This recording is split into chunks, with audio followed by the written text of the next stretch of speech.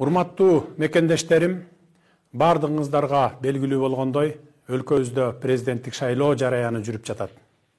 Мен да бүгүн президенттик шайлоого катышуу үчүн арыз бердим.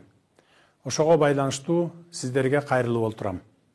2020 жылдын 4-октябрындагы парламенттик шайлоодогу мыйзам бузуулар 5-6 октябрдагы элдик толкундоолордун келип чыгышына себеп болду.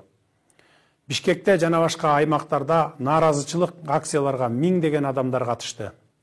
Алар кайра шайлоо өткөрүүнү, президенттин отставкасын катуу талап кылышты. Натыйжада Борбордук шайлоо комиссиясы 4-октябрдагы шайлоонун натыйжаларын жокко чыгарууга аргасыз болду.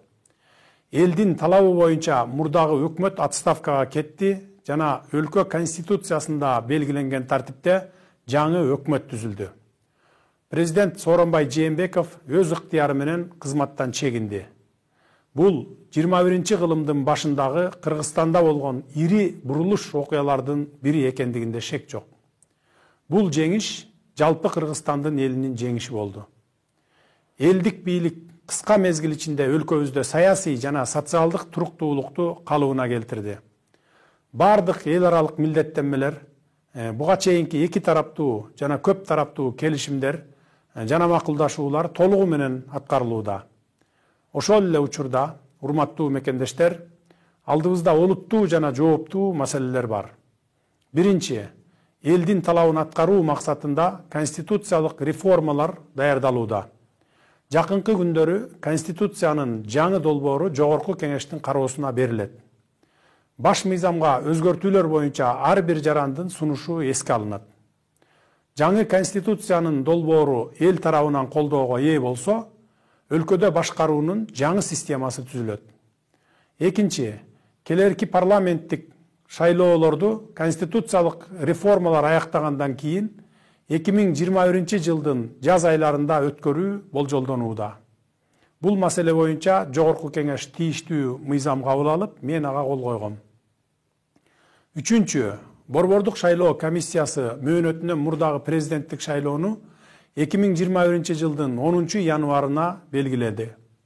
Урматтуу мекендештерим, ушуга байланыштуу мен өлкө президентинин ыйгарым укуктарын мыйзам чегинде тапшырып берип, премьер-министр катары ыйгарым укуктарымды токтотуп, президенттик шайлоого катардагы жаран катары катышайын деп чечтим.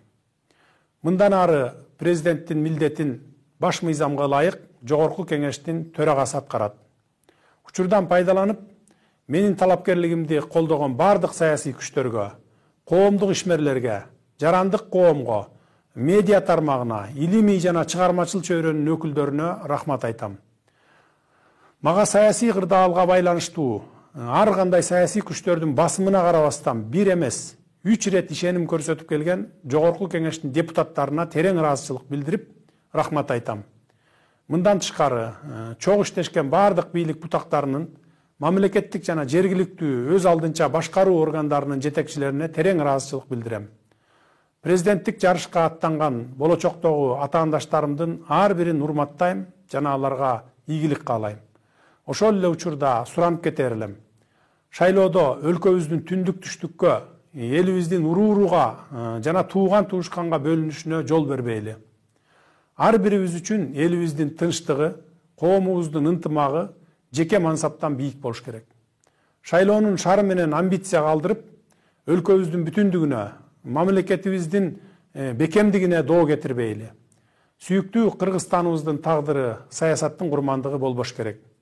Биз баарыбыз кыргызстандыкпыз. Биз бирдиктүү жана көп улуттуу элбиз. Биздин саясий көз караштарыбыз ар башка, бирок көздөгөн түпкү максатыбыз бирөө гана. Ал сүйүктүү мекенибиз Кыргызстандын жаркын келечеги. Бардык мекендештериме бекем ден соолук, узун өмүр, бакубат турмуш каалайм.